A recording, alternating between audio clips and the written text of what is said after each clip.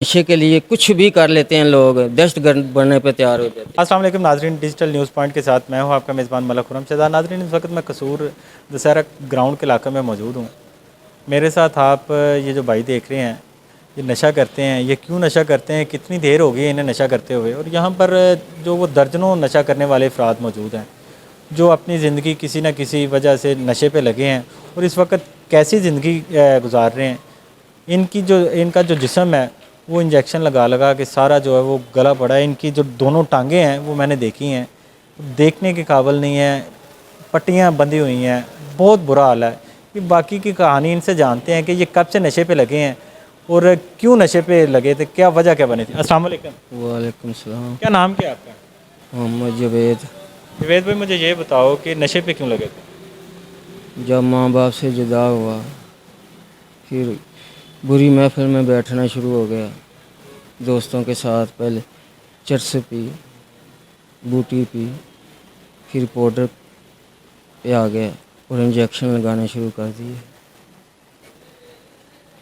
नहीं, बूटी पे मतलब वालदैन से जुदा होने का मतलब ये तो नहीं, वालदैन ये तो नहीं कहते कि आप वालदैन से अगर जुदा, क्या वालदैन फोत हो गए? हाँ, वालदैन नहीं है मेरा।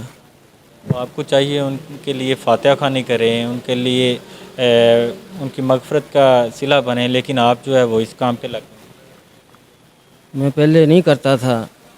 जब माँ बाप जुदा हुए तो उनकी कब्र पर कुरान शरीफ पढ़ता था। पढ़ा लिखा हूँ 10 जमातें साइंस के साथ। तो जायदाद देख कर चाचेताओं ने मारना, घर नहीं आना, रोटी नहीं देनी, खाना नहीं खिलाते थे और कहते थे काम करो। नहीं करता था तो मारते थे, डांटते थे। उनके डर से मैं कसूर में आ गया और 17-18 साल हो गए पीछे नहीं गया। कहाँ के मुकामी, कहाँ के रहने वाले? रोखान वाला बस्ती चांदपी। मतलब वालदैन जब आपके फोत हुए तब आपकी उम्र छोटी थी और आपके चाचे ताया थे जो वो आप पर जुल्म करते थे। हाँ, जुल्म करते थे। इस जुल्म की वजह से मैं घर से भाग आया और इधर रहने लगा। जब आपके वालदैन थे मतलब जब आपके वालदैन की डेथ हुई, आपकी उम्र कितनी थी? थोड़ी उम्र थी। कैसी ज़िंदगी तब गुजार रहे थे, तब क्या महसूस करते थे और आपकी ज़िंदगी? तब किसी चीज़ की फ़िक्र नहीं थी। घर से जो मांगना, अगर 10 मांगे हैं तो 100 मिला है, 100 मांगा तो 1000 मिले हैं। खाना अच्छा, रोटी अच्छी, यानी माँ बाप की कमी कोई भी नहीं पूरी कर सकता। पहले चाचे ताए अच्छे रहते थे मेरे साथ, फिर मेरे पे जुल्म करना शुरू कर दिया। क्यों? अल्लाह पाक ने जायदाद बहुत दी थी मेरे वालिद को, वो हमारे नाम कर दी और नशा करवा के हमसे काम करवाते और अंगूठे लगवा लिए, घर से निकाल दिया। जब घर से निकाला तो मैं कसूर में आ गया।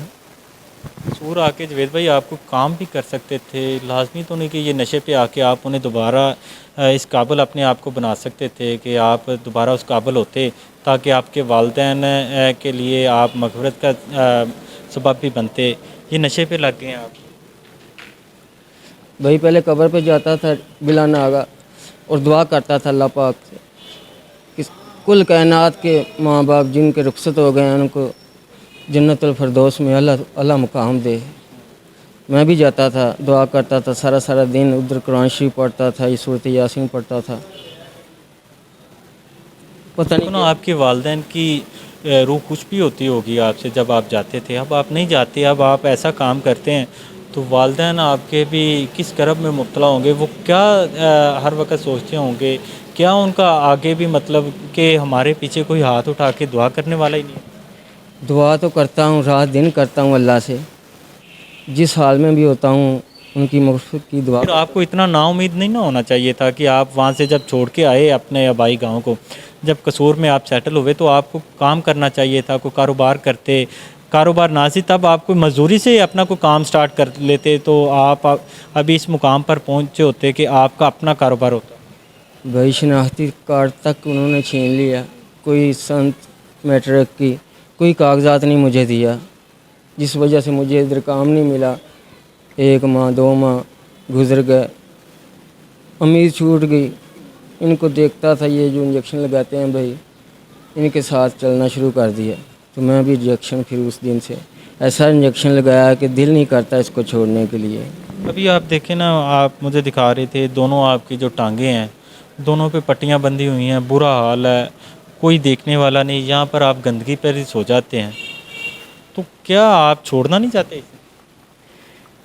इसको कैसे छोड़ेंगे? इसने घर बार, माँ बाप, बहन भाई, रिश्तेदार सब छुड़वा दिया, यार दोस्त तक छुड़वा दिए। किसी आपके बहन भाई हैं? नहीं, अकेला हूँ, लेकिन ये सब भाई होते हैं, बहनें होती हैं जो मोहल्ले में रहती ये हैं। आपके चाचा ताया जिन्होंने आप पर मतलब जुल्म शुरू किया, जिनकी वजह से आप कह रहे हैं कि मैं अभी इस नहज पर पहुंच गया हूं, उन्होंने भी कभी राब्ता नहीं किया कि हमारा भतीजा, हमारा खून है? हाँ, आदिर आते हैं सरकार पे हाजिरी देने के लिए। हाँ, इधर देखते हैं, लेकिन मैं ना उनको बुलाता हूँ ना मुझे वो बुलाते हैं। तब क्या गुजरता है आपके दिल पे जब आपका एक अपना खून हो, वो पास से गुजर जाए और बुलाए भी ना? माँ बाप तब याद आता है, तो वो हंसते हैं चचे से कि देखो कैसे भैंचो नशई बना पड़ा है।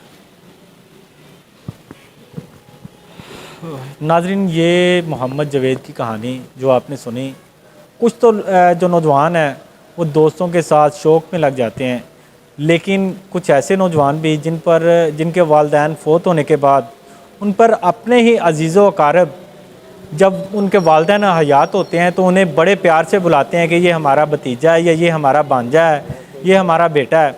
लेकिन जब वालिदैन की डेथ हो जाती है, उसके बाद उसी भतीजे भांजे पर जुल्म व सितम के जब अंबार डाले जाते हैं, तो फिर जावेद जैसे नौजवान पैदा होते हैं। जावेद जैसे नौजवान अपनी ज़िंदगी को तबाह कर लेते हैं, जिनका अभी जो फ्यूचर है वो बहुत ब्राइट होता है, बहुत मुस्तकबिल। आदमी मिल जाए तो इधर, अगर कोई भाई ऐसा मिल जाए कि जिनको उधर वो बम धमाके या दहशतगर्द, हमारा ऐसा भी ज़हन बन जाता है कि अल्लाह पाक कोई ऐसा आदमी दे कि बम पेट पर बांध के जिधर कहें उधर छलांग मार दें और करोड़ों रुपया लें। क्यों कि उनको दें जिन्होंने जुल्म किया, हमारे पे घर से निकाल दिया है, उनको दे दें, ये लो सारी ज़िंदगी खाओ। लेकिन क्या इधर नशे के लिए कुछ भी कर लेते हैं लोग, दहशतगर्द बनने पे तैयार हो जाते हैं। ये बहुत बड़ी बात की जवेद ने, और इसमें 100% रियलिटी है कि ये जो खुदकश बम धमाका कार होते हैं, ये ऐसे ही नौजवानों को जो वो ट्रेंड किया जाता है, उनका माइंड वॉश किया जाता है कि वो बम धमाका करने के लिए, खुदकश धमाका करने के लिए अपने आप को उड़ाने तक के लिए तैयार हो जाते हैं। जैसे अभी जवेद ने कहा कि जिन्होंने मुझे घर से निकाला, अगर कोई मुझे बम धमाका करने का भी कह दे और मुझे करोड़ों रुपए दे, तो मैं जाके उनके मुंह पे मारूं कि ये लो, जिस वजह से आपने पैसे की वजह से मुझे घर से निकाला, मेरी जायदाद छीनी, मुझसे मेरा नाम छीना, मुझसे मेरे आबाओ इजदाद छीन लिए और मैं इस नहज पर हूँ, ये लो आप और पैसा लो और आप अपनी ज़िंदगी जियो। मतलब ऐसे भी नौजवान इस दुनिया में मौजूद हैं।